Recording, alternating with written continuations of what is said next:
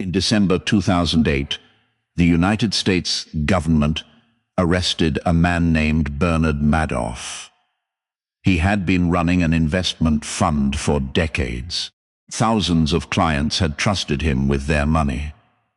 They had received consistent returns, year after year, even when markets collapsed. Even when every other fund lost money, Madoff's fund produced gains. His clients believed they were safe. They believed the system worked. Then the new investors stopped arriving, and everything collapsed in 72 hours. Madoff had never invested a single dollar. He had simply taken money from new clients and used it to pay old clients. Their returns were real. The money was not. It was a Ponzi scheme. And Ponzi schemes have one ironclad rule: they only work as long as new money keeps entering. Here is what nobody taught you in school. The pension system you are paying into right now operates on the same principle. Your contributions do not go into a fund with your name on it. They go directly to the retirees collecting today. You are not saving for your retirement. You are paying for someone else's.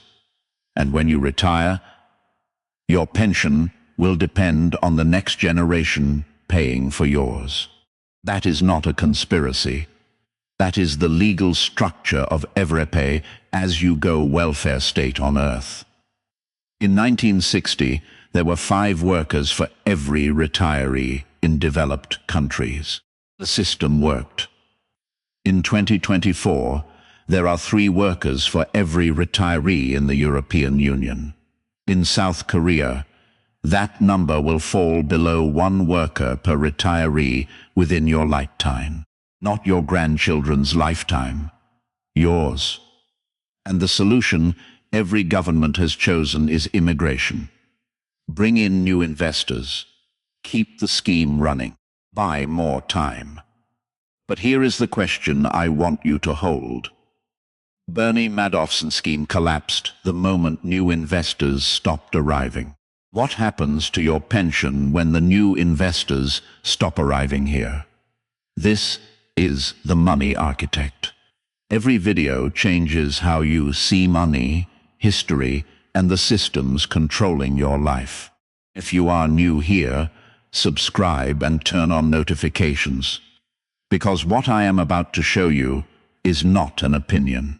The United Nations ran the numbers in the year 2000. The conclusion they reached was so uncomfortable that almost nobody reported it. Governments read it and continued the policy anyway. Do you think immigration can save the welfare state? Or do you already know the answer? Drop your position below. To understand why the welfare state is a Ponzi scheme, you need to understand how it was built.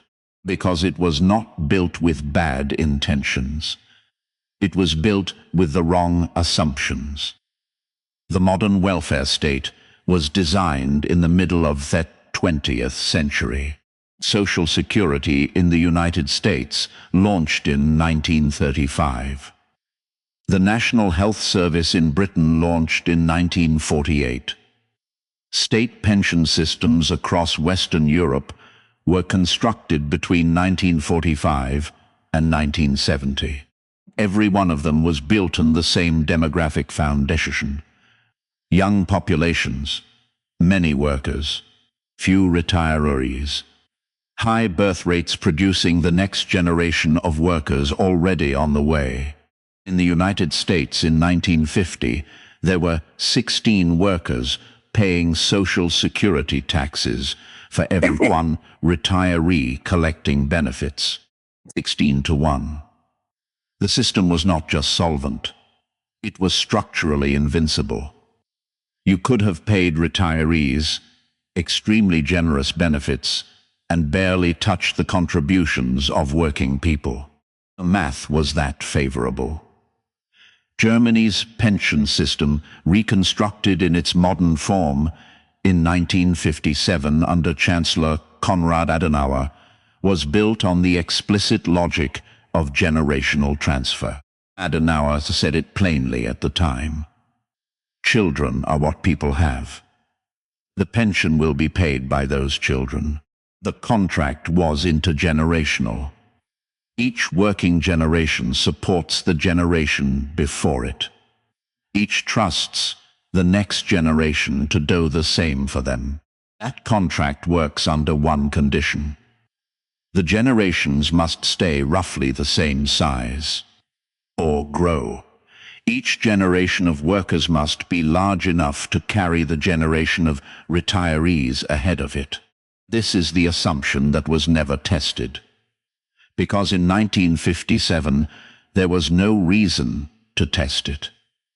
The post-war baby boom was already filling schools and playgrounds across the developed world. Workers of the 1970s and 1980s were already being born. The system looked permanent because demographics were favorable. Nobody asked what would happen when they changed. Is what happened. Birth rates fell, not slightly, catastrophically, and with complete consistency across every developed country. In 1960, the average woman in a developed country had 3 children. Today, she has fewer than 2. The replacement level needed to keep population stable is 2. 1 children per woman. The United States is at 1. 6 Germany is av, Italy is av, 2. Japan is at 1. 2. South Korea is at 0, 74. Not one of them is above replacement. Not one of them has reversed the trend in any meaningful way. The population pipeline that the welfare state depends on is draining, and it has been draining for 60 years. Slowly, quietly. While governments kept promising the same benefits and raising the same expectations. This is the problem nobody wanted to name, because naming it meant admitting that the system was not permanent. It was temporary. It worked because of a specific demographic moment that no longer exists. And once that moment passed, the system began failing. Slowly at first, then all at once. The ratio tells you everything. 16 workers per retiree in 1950. 5 workers per retiree by 1960. 3 workers per retiree today. Under 2 workers per retiree projected for 2050. In South Korea, the ratio approaches 1-to-1 by the 2060s. 1 worker, 1 retiree. All the taxes of one person paying the full pension and healthcare costs of another. This is not a political problem. It is an arithmetic problem. Arithmetic does not negotiate. Arithmetic does not respond to elections. And arithmetic does not care how long politicians have been promising otherwise. But there is a problem. A fundamental problem that no politician in any developed country will stand at a podium and admit. The problem is the Ponzi structure itself, not the politics around it. The structure. Bernard Madoff did not fail because he was unlucky. He did not fail because markets turned against him. He failed because Ponzi schemes have one mechanical weakness that cannot be engineered around. The scheme only survives while new money enters faster than old money exits. The moment that ratio inverts, the scheme is over. Math demands it. Pay-as-you-go pension systems have the same mechanical weakness. They survive while new workers enter faster than old workers retire. The moment that ratio inverts, the system is under pressure. When it deteriorates far enough, the system breaks. The math demands it here too, and the ratio has been inverting for decades. Here is the compound effect. Nobody shows you in a single graph. Birth rates fell. That reduced the number of future workers. At the same time, life expectancy rose. In 1960, the average person in a developed country lived to around 70. Today they live to 80 or beyond. A person who retires at 65 and lives to 85 receives 20 years of pension payments and health care. A person who lives to 90 receives 25 years. The cost per retiree has nearly doubled in 60 years, while the number of workers per retiree has fallen by 2/3. Run those two forces together. Fewer workers, more retirees, each retiree costing more and lasting longer. You do not need an economics degree to see where this goes. In 2024, the EU's old age dependency ratio stands at 34.6%. That means for every 100 working-age Europeans, there are 35 elderly dependents. In 1960, that number was closer to 15. It will approach 50 by 2050. That is 2 workers per retiree across an entire continent. South Korea is the extreme case. The country that shows you where this ends if nothing structurally changes. South Korea's fertility rate stood at 0.74 in 2024. The lowest recorded birth rate of any nation in modern history. The country spent $270 billion over 16 years on cash payments, child care subsidies, housing support, and direct financial incentives. Nothing reversed the decline. By 2072, South Korea's working-age population falls from 36 million today to 16 million. More than half the workforce disappears. The National Pension Service projects its fund is fully depleted by 2055. Not a theoretical projection. A scheduled event under current contribution rates. And here is what makes the Ponzi comparison exact, rather than merely rhetorical. Let me show you the math. Suppose a country has 10 million workers and 5 million retirees, a ratio of 2 to 1. As that first generation of workers ages, the government brings in 1 million immigrants to maintain the ratio. 40 years those immigrants work. For 40 years the ratio holds. Then those million immigrants retire. Now the country has 6 million retirees, not 5. To maintain the 2 to 1 ratio, it now needs 12 million workers. It only has 10. So it brings in 2 million more. 40 years later, those 2 million retire. Now it needs 10 million workers to serve 8 million retirees. Each cycle requires more new entrants than the last. The acquired immigration grows exponentially. This is not an immigration debate. It is a mathematical structure. And that structure has a name. We have seen it before. Immigration is the recruitment mechanism for the Ponzi scheme. The scheme has not been fixed. It has been expanded. Here is the part nobody tells you. This is not a new problem. It is not a product of modernity or globalization or the particular failures of 21st century policy. Civilizations have tried to solve demographic collapse with imported labor before. Every single one of them failed in the same way. The most instructive case is Rome. By the 3rd century AD, the Roman Empire had stopped producing Roman soldiers in sufficient numbers. The birth rate in Roman cities had been declining since the 2nd century. Roman citizens were wealthier, more urban, and less likely to have large families. The economic logic of children had shifted. In an agrarian economy, children are labor. In a wealthy urban economy, children are expensive. The Romans had discovered, roughly 1800 years before the economists named it, that prosperity and birth rates move in opposite directions. The army needed filling. The borders needed defending. The empire was vast and its enemies relentless. Rome's answer was the foederati, Germanic tribal warriors recruited into Roman military service. Paid wages, given land grants, they served under Roman commanders and fought under Roman standards.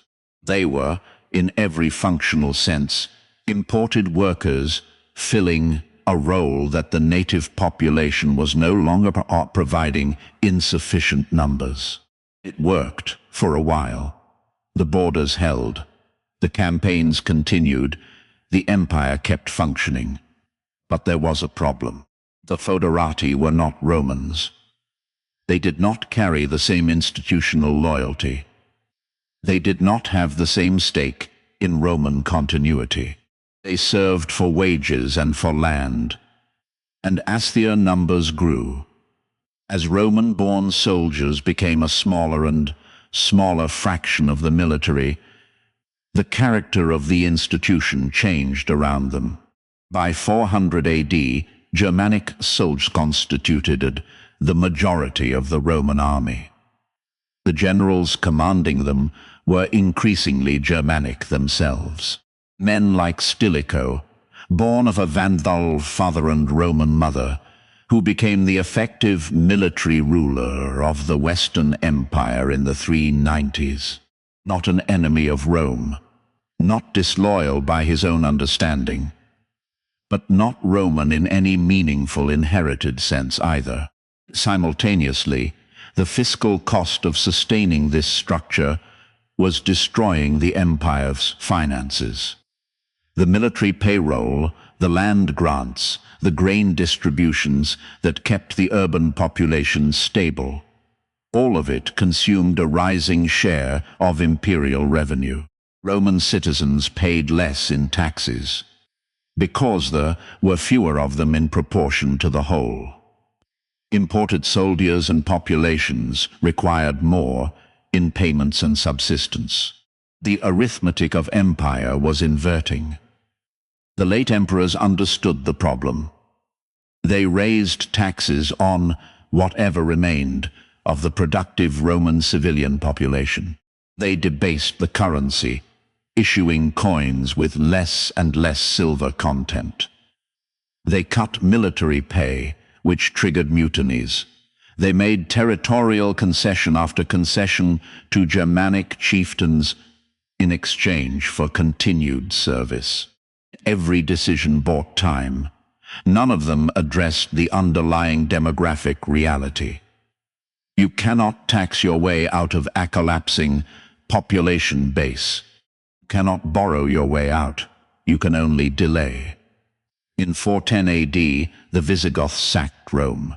In 476 AD, the last Western Roman emperor, Romulus Augustulus, was deposed. Not by foreign invaders crossing the Rhine, by a Germanic general named Odoacer, commanding what had been the Roman army, deciding that the fiction of Roman imperial authority was no longer worth the maintenance cost. Pay attention to this pattern. A civilization whose native population has stopped reproducing at replacement levels. A government importing foreign labor to sustain institutions. The native population can no longer staff alone. A fiscal structure that requires continuous expansion of the contributor base to service the costs of the previous generation. The structure is identical to what you are living in right now. The names have changed. The calendar has changed. The math has not. Now bring it forward, because the modern version of this story has a document attached to it. A document published by the United Nations in March 2000. And what that document say should have ended this policy conversation permanently. The UN Population Division studied 8 countries: the United States, Germany, France, the United Kingdom, Italy, Japan, Russia, and South Korea. They asked a single question: How many immigrants would each country need to maintain its 1995 worker-to-retiree ratio through the year 2050? The numbers they produced were not policy recommendations. They were proofs of impossibility.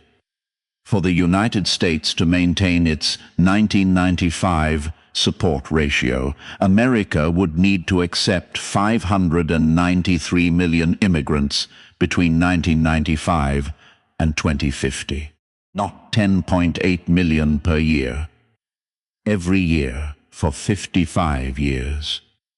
For Germany, which had a population of 80 million in 1995, the study calculated a requirement of roughly 188 million immigrants over the same period, or even double the existing German population.